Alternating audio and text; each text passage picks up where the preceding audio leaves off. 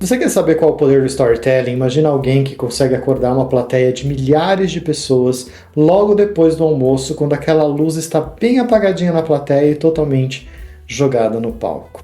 Essa foi a experiência que eu tive em um dos eventos, de um dos maiores eventos, inclusive, de design no mundo. Era o último dia, eu estava ali logo depois do almoço, estava com aquele soninho gostoso, sentado numa poltrona relativamente confortável e com escuro completo onde estava a audiência. No palco, toda a luz e 2 grandes telões que mostravam o que seria falado a seguir. Então esse palestrante ele subiu ali no palco, cumprimentou a gente alegremente e começou a contar uma história dele com as filhas pequenas que ele tinha.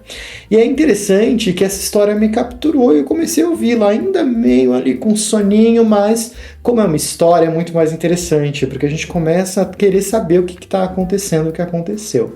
Em algum momento, uma imagem gigante dele, e ele todo barbudão, vestido como a princesa Elsa, apareceu ali no telão e a gente começou a gargalhar, começou a rir, não só pela imagem, mas por toda a história que estava sendo contada. E ele continuou contando a história dele, da paternidade, das filhas, e ele vestido ali como uma das princesas da Disney.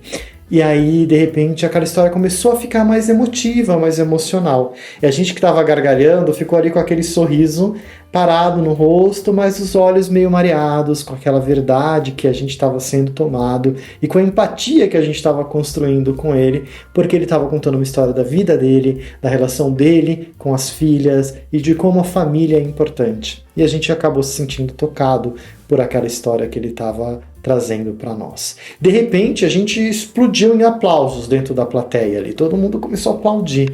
E era o final da palestra dele. Passou tão rápido. Foram minutos que pareceram segundos, assim. A gente nem percebeu e ainda ficou aquele gostinho de quero mais. Eu acho que esse é o poder e eu vejo nisso o poder do storytelling. Quando a gente consegue contar para as pessoas histórias reais e a maneira como a gente vai contando essas histórias, ela vai envolvendo a gente tão profundamente que a gente capta a mensagem, mas muito mais do que isso.